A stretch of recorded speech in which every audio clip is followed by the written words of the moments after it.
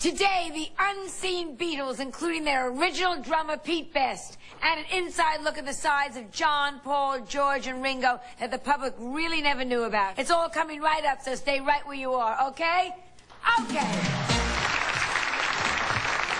It has been over 30 years since the Beatles first exploded onto the music scene. This British invasion just absolutely took America by storm. Millions of teenagers' hearts were broken. Even today, we are still comparing notes about their lives that were were they filled with drugs and sex and rock and roll. What's the fact? What is fiction? Today, we have people who were there and who lived with the Beatles, including an original member of the group. They'll be coming out a little later. My first guest is an actor as well as one of the leading authorities on the Beatles. He has published many books on them, and just three. One is called Blackbird, The Life and Times of Paul McCartney, Dark Horse, The Private Life of George Harrison, and a book called The Beatles Album, all right? So his latest book, as I just said, is called Blackbird, about Paul McCartney. Will you please welcome Geoffrey Giuliano? And nice to have you, Geoffrey. Why the Beatles over and over again? Such a fixation. Well, you know, hopefully I'm growing out of it now with a wife and 4 kids, 38 years old. But initially, I just kept waiting for somebody to chronicle the Beatles properly, meticulously, because you know, if they're the Beethovens of our time, they deserve, you know, to be there forever before the sands of time wipes it out. So I did it myself. And do you keep coming up with new things every time you dig a little deeper? You have to. I think, you know, if I have any saving grace as an author, it's that I go around the world and actually find the people and speak to them rather than do what we call a clip job from the clippings, you know. When you say find the people, have you spoken to the Beatles themselves? Well, I mean, yes, I have. How many have you met? Well, 4. You know. No, you could have started... 5 with Pete. 5 with Pete. You could have started after John, you know. Well, you met all of them. Well, I actually met John when I was 15. I did an interview with him, and they didn't know it was a little kid coming to do the interview, and all the aides sort of wanted me out, but he was a real nice guy and said, come on in and sit down. So, yeah, I mean, as far as I'm concerned, you know, the Beatles deserved to be chronicled properly, you know, and I've just taken the time to have done it. Now, of all 4, which one did you like the best? Well, initially it was John Lennon, but, you know, the way the last pathetic years of his life there under Yoko Ono's iron thumb there, Bird in a Gilded Cage, I feel that his music really isn't standing the test of time in a way that, say, George Harrison's has. You know, in a way, I now prefer George Harrison. But I'm 38 years old. Ask me who's my favorite Beatle. But, you know, everybody has a favorite Beatle, right? Who did you like the least, interview-wise? Well, I think Paul McCartney's the most superficial and difficult. Superficial? Yeah, well, difficult. You know, he's got all the right, a thumbs up, you know, that sort of corny thing. I think he should... See, I don't think white rock stars age as well as black ones. I mean, you know, black old rock stars are cool. You know, B.B. King and Ray Charles, they wipe their head and, you know, they're cool. But and Mick Jagger, now he looks more like Barney Fife than you know, in the spandex. Yeah. I mean, you know, girls are going to get excited about this, you know. Separated at birth, those two, Barney and Mick. Why do you call Blackbird? In the book on Paul McCartney, I was looking through it last night and found it fascinating. Tell the Blackbird story. Well, the idea is that Paul McCartney has such a well-manicured veneer that he pays a lot of money to keep and maintain. And he's like a guy that's been in our lives for 30 years, but we don't know him. It's like somebody who lives in your house. You don't know quite where they get the rent money, where they go during the day.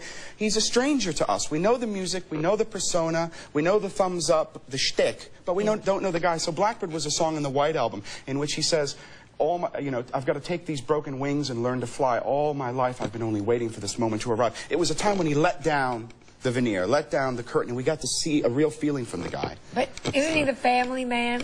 Linda and the kids and the... He loves his wife. Yeah. He loves his kids. Is she a good wife? She's a good wife. She's an earth mother. I mean, the thing about Linda McCartney, I mean, not to be unkind, it's the underarm hair. I mean, there is a kind of 90s delicate stubble, which is acceptable. But these are tufts. Yeah, you know, it's like dreadlocks almost, you know? This to me, but I mean, God bless them. They're happy, you know. She doesn't shave under the arms? No, but now it's big, you know? It's like...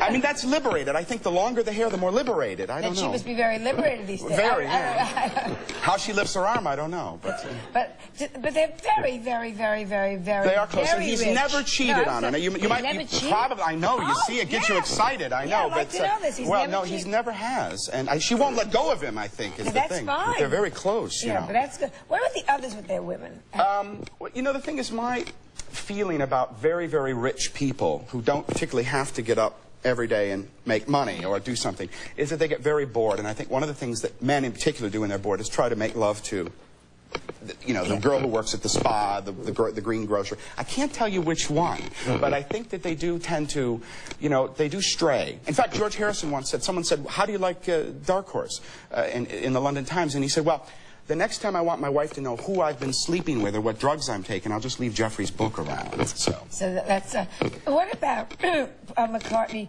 with money? Well, I mean, he's got, you know, you say in the book, he's got every nickel he's ever earned. That's the thing. You know, like there's a guy named Denny Laine who was his collaborator in Wings for 10 years. He wrote most of those big Wings hits, Band on the Run, Mull of Kintyre. He did a lot of work in Wings. In fact, Wings was really two people. It was Denny Laine and Paul McCartney. Well, Denny Laine never got record royalties. I mean, he never got royalties. He got a fee. And I've got the actual sort of invoices at my house from McCartney's office. I know this to be true, so sue me if he's watching, you know. I'm telling you, he was getting 35 pounds a week during Wings. 35 pounds a week 35 during pounds Wings. A week. And he'd say That's to Paul, like $60, right, he'd say to Paul, he'd say, listen, how about some money? These records are making millions. He says, look, the thing is tied up in Apple, man. I can't really, and you know my manager, he's a bit of a jerk. What can I do? And besides, you should be grateful to be playing with Paul McCartney. Is he still friendly with him? No. Wonder of wonders. He's homeless. Denny Laine is homeless, literally. He lives in a truck, drives around England. I mean, to me, he's like a Vietnam veteran that never quite came back from the war. Yeah. It's a sad story.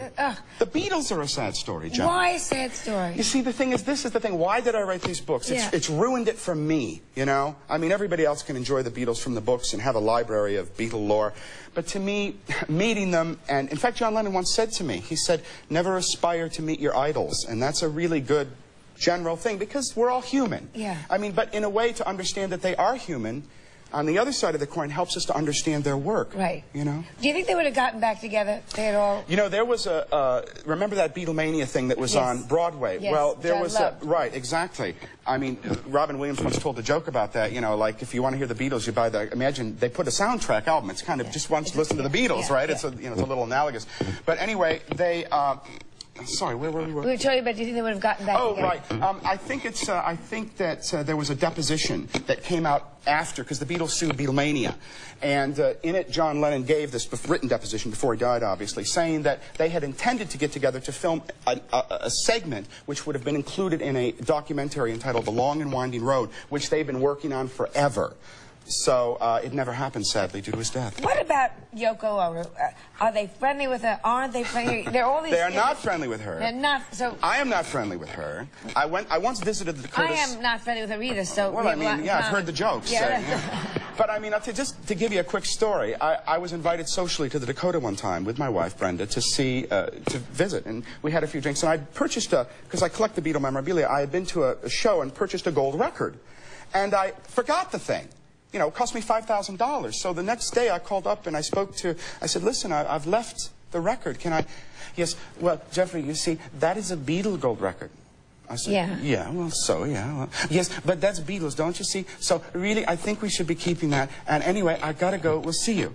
So she kept my record. $5,000 record she kept? So now I never miss a chance. In my books, if you read my books, you'll know. But it's not only that. The woman, believe me, she's maniacal, colossally untalented. Do you know that when did she ever sing with them? Unfortunately, yes. Oh, yeah. You know, yeah. She was I know we have to go to commercial, but keep talking. Right. Well, go on.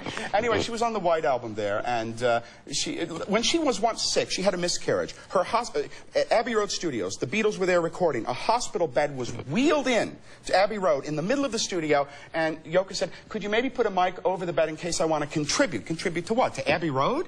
So, I mean, and then when John went down the hall to do a dub, the two attendants in the white coats with the bed would wheel Yoko to the next room. The Beatles didn't appreciate this. I don't know why. Neither did the attendants pushing that bitch around. That's like, you know. I didn't even...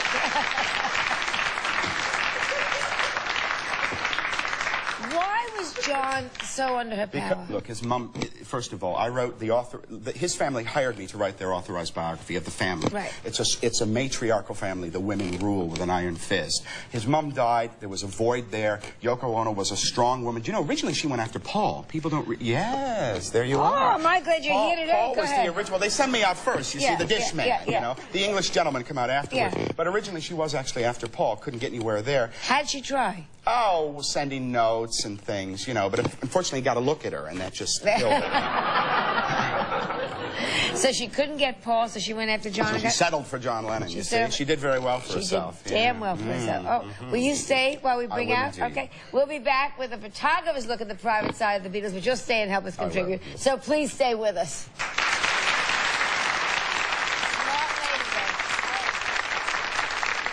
And we go off to America. For 2.5 We do weeks. a telly. Oh, we do the Ed Sullivan. Good old Ed. Ed Sullivan. Hi, Ed. Is he on He's you? watching. He's watching in this one. Look. There he is. All right, Ed. It's Mrs. Ed. Oh, I missed it.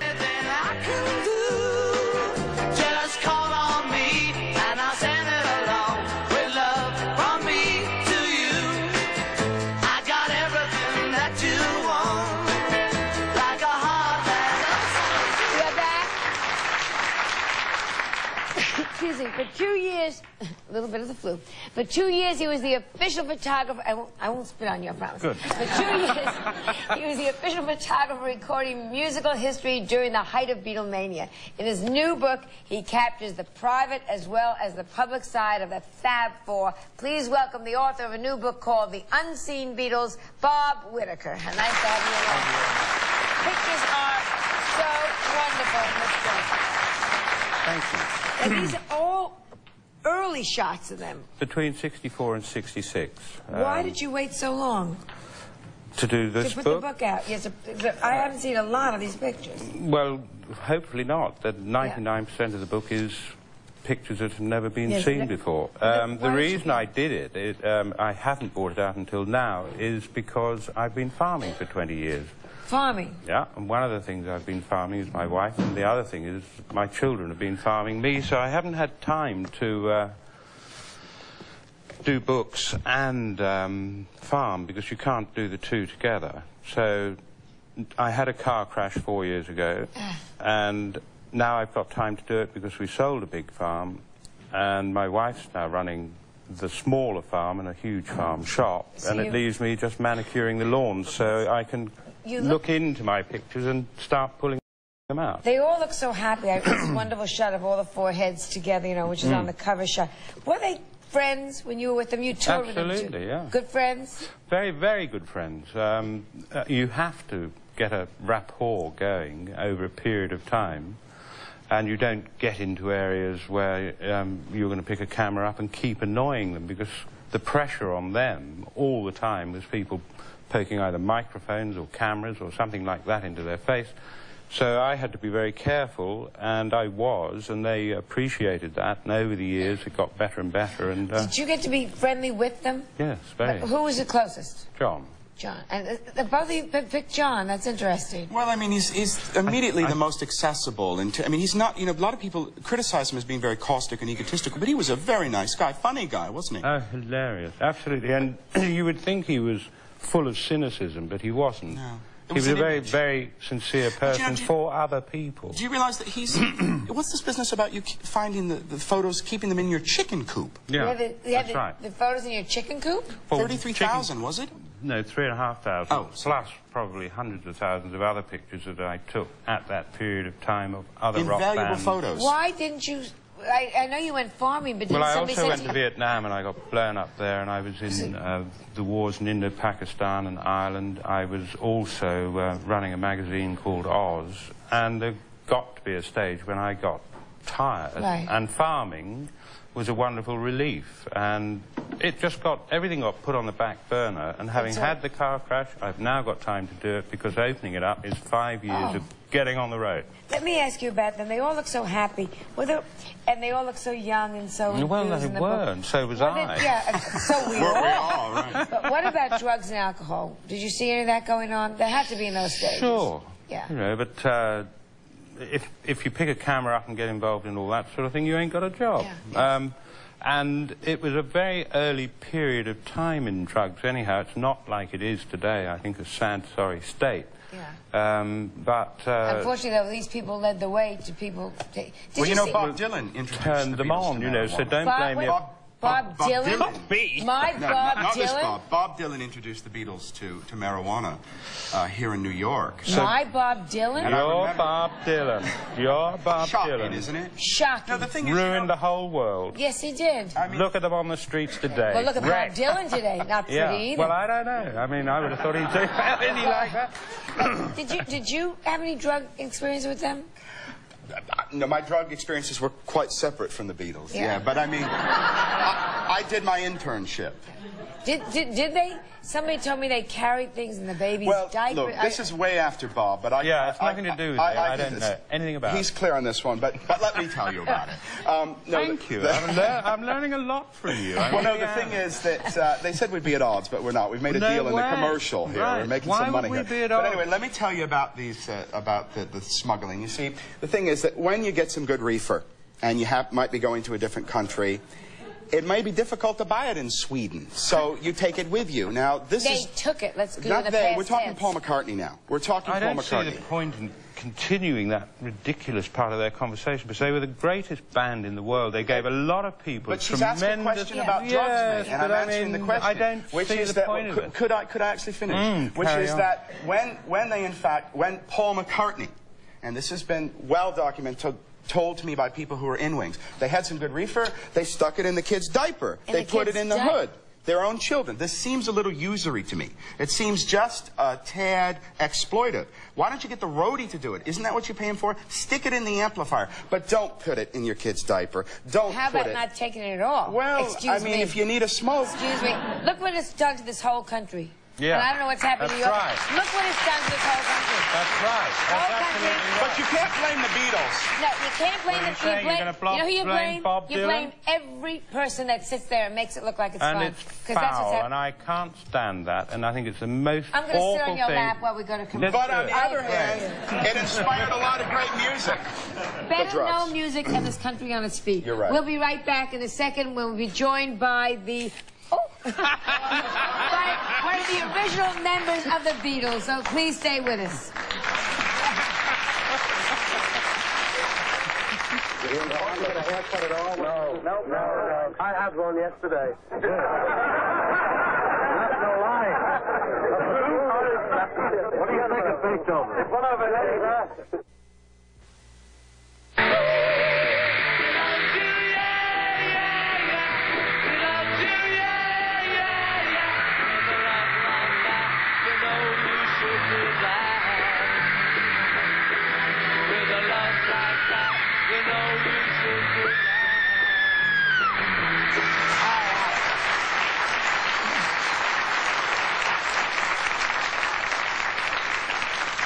We are so used to saying John, Paul, George, and Ringo that we can never imagine saying any other names. But I am looking at two albums here. One is called The Savage Young Beatles, and the other is called The Best of the Beatles.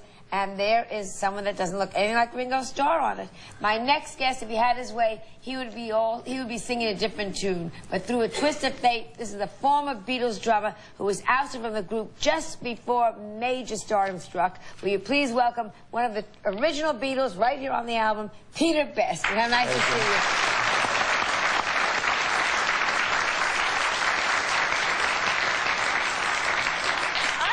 Thought that because I'd always heard there was somebody before Ringo, you know. But I thought that was way in the beginning. You were already recording albums. Sure, yeah. I mean, we recorded that one in April '61, and then we did the Decca audition tapes. If I can get my voice back, in January 1, '62. So I mean, recording was going on in a very early stage. How long were you with the Beatles? Got to know them in '58, but I actually joined them in August '60, and I stayed with them for 2 years, right the way through to '62. So what happened? I mean, here you are, it's a band. Everybody looks like they look already. You know what I mean? I can recognize every face, not like really kids.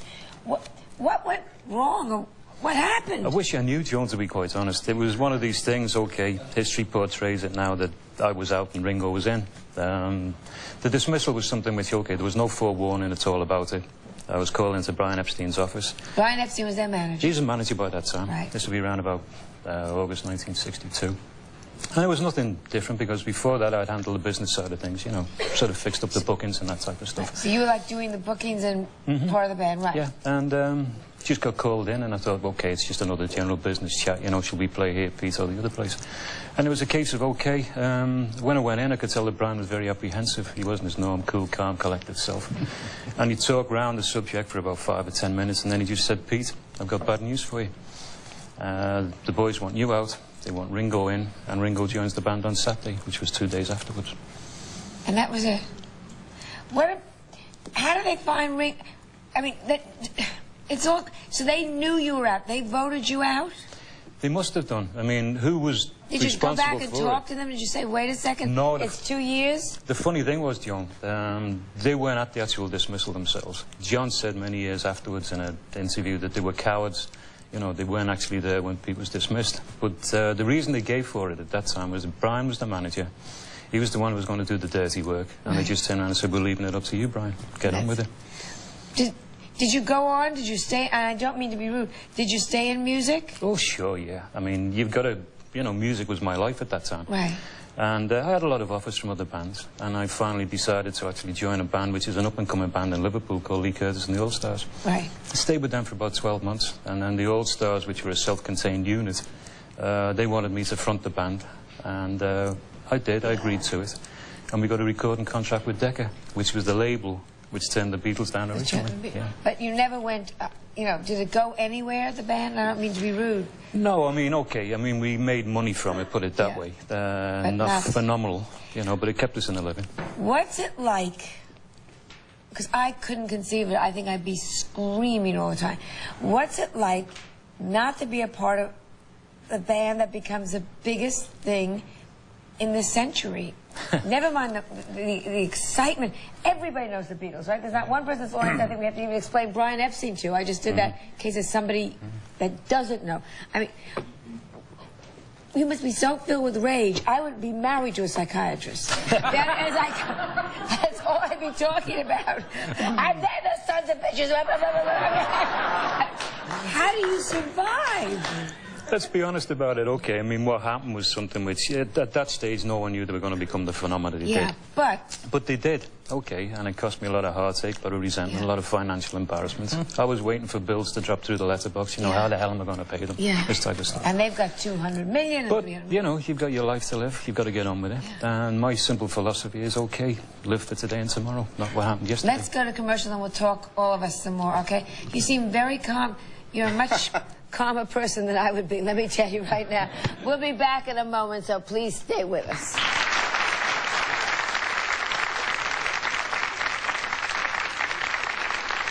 Two of you got married, and you all live in well-good domestic splendor. Has this affected your writing, Paul and John? No, it's easy to write with cushions and to, you know, on pieces of hard bench, which you know we were on hard benches before we made it. Yeah, in the slime and unknown cellar of Liverpool, and it's much easier on a nice cushion. Coming up next week, ex-lovers who get angry from love to litigation, so get out your lawyers. Then, of course, the outrageous Zsa Zsa Gabor, Ivana Trump, how's that for a booking? Damn right. TV Guides. TV's newest moms to be, including the one lady who we helped get pregnant right on our show. And, of course, gossip, gossip, gossip, gossip. We are back talking with former drummer of the original Beatles, Pete Best, Bob Whittaker, whose book is called The Unseen Beatles, with all new photographs that he kept in a chicken coop for 20 years, and Geoffrey Giuliano, author of the Beatles album and Blackbird and lots of other books on the Beatles, and an actor. And you say you know why Pete was fired. Well, you know, it's like who killed Kennedy. No one knows for sure, but the supposition the supposition is that, you know, Pete's obviously a good-looking guy. They were very, very young at the time. You can't blame them for this. And Pete definitely got more, if you know what I mean. Yeah. And this was just, you know, they were young kids. Women, you're talking women and I'm girls talking women, yeah. In fact, there's a film clip that exists, Pete knows about it, where the fans at the Cavern, where the Beatles played early on, were shouting, Ringo, Pete forever, Ringo never, right? He knows. I mean, the thing is, he was very popular. The women liked him. After the gig, they would crowd around Pete, and it was just, it niggled them. But they were young. Today, that wouldn't be a consideration. As a matter of fact, having a super good-looking drummer sitting at the back would be an asset. That's what you see? Right. But it was a little too much competition. But it's silly. I mean, if that was the reason, okay. I mean, a lot of people, as Jeff turns around and says, they've leant over to that particular side. It was silly because, okay, the band was popular. Each member within the band was popular. So it's, as long as the kids came and they screamed and they enjoyed themselves, you know, they were having fun. Yeah. And who they identified as their own personal heartthrob was entirely up to themselves. But the other nonsense was that he wasn't a good drummer. The other nonsense was that he was not a good drummer. Pete was a fantastic drummer. That's the whole point. Is yeah, a but I mean, if fantastic the drummer. technicality is that somebody likes something better, and you've all got to get on together, and you know you're going to do it over a whole load of years, I mean, you know, sometimes one just doesn't fit in life, and something else has got to happen. I mean, why try and even think that maybe Brian Epstein had something to do with it? But he I wouldn't have thought so, but, you know, so who made that Brian. decision? It wasn't Brian, it was the boys. A lot of people have sort of turned around and said it may have been Brian. Yeah. You know, But I mean, sort of Brian tried was to point the finger at it. But as I always turn around and say, it was a case of Brian was the hatchet guy. And he was the manager. They turned around and said, okay, And don't you do forget that Brian Epstein of the Beatles story is the unsung hero, because he certainly managed every single point of their performances, Did he of their really? act, of their life. Absolutely. Of the performances, he was the one that planned and He would certainly have had a huge amount to do with the discipline of them going on stage, presenting themselves correctly, being able to know which numbers each of the member of the band was actually going to come up with next, the presentation to the public. It was a business, and a very big business. Yeah, and they, the Beatles themselves, specifically wanted to look good as well. And so that their presentation to their fans, who was their livelihood, was good. They loved their fans. They loved playing their music. They loved being at Shea Stadium. It was the biggest thing they ever did. Were you there? I was there, and that was an amazing performance.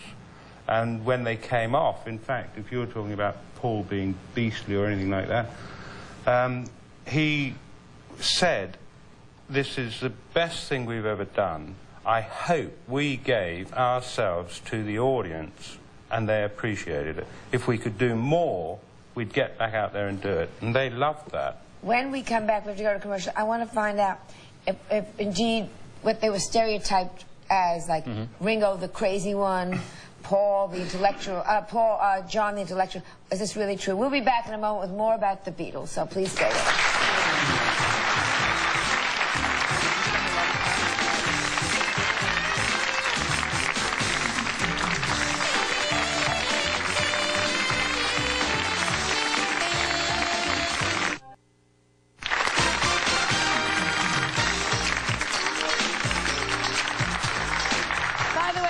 Signing my book, Still Talking, December 6th in New York, Rizzoli Books in the World Financial Trade Center, 12:30. And Saturday, December 7th in Los Angeles at the Bookstore in the Beverly Connection at 7:30. Okay, now we are back talking about the private side of the Beatles. Give me thumbnail sketches of each of them. It was John the intellectual. You should know probably in a minute. Well, I mean, I think that, yeah, I would say if you have to pin it down like that, he was. Paul, however, was the driving force between concerning almost all of the major projects. Sgt. Pepper was his idea. The cover for Abbey Road, there were sketches that Paul did, and he would tell the photographer, Ian McMillan, what to do. Paul was very much the idea man. He was very much the guy who came up with the projects. In fact, John Lennon once complained that he'd get a call from Paul saying, "Listen, I've written 10 songs, let's do an album." Right. Well, what about mine, you know? And he'd dash a couple off. Okay, let me ask you, did you ever run into them? No, last time I saw them... Never, since the firing, never? Played on the same bill as them twice. Twice? Yeah, within about 12 months. That was just when they were starting to get onto the pinnacle. You know, and they'd had short success. And did you talk? Did they come up to you? How you doing? What's up? No, as close as we are now. That was support built to them, and we were coming off stage, they were going on stage. And we passed like ships in the night. And from that day to this, you know, never it's been that apologized particular to you, way. never said we're sorry? No, no. I don't think that was, you know, that would be the Beatles. You know, it wouldn't happen. Last thing I would ask all of you, today, is there some group that comes even close to them? Well, it ain't the New Kids on the Block, I'll tell you. Yeah, There's nothing. There is nothing. Nothing. Nothing that ever will come close to them. Their popularity, the love that they gave to people, well, nobody has got it. They don't even know what exists as far as they were the Beatles Beethovens are of our concerned. time. Never be another phenomenon like them. Nothing. But popularity-wise, I think a group which is chasing them very fast in a different phenomena was U2. You too, but in a very different way. In a different way. But they were totally unique, and the people knew they were unique. So Yeah, that's what makes and it. it's also after a period of time of war, people losing discipline, opening up.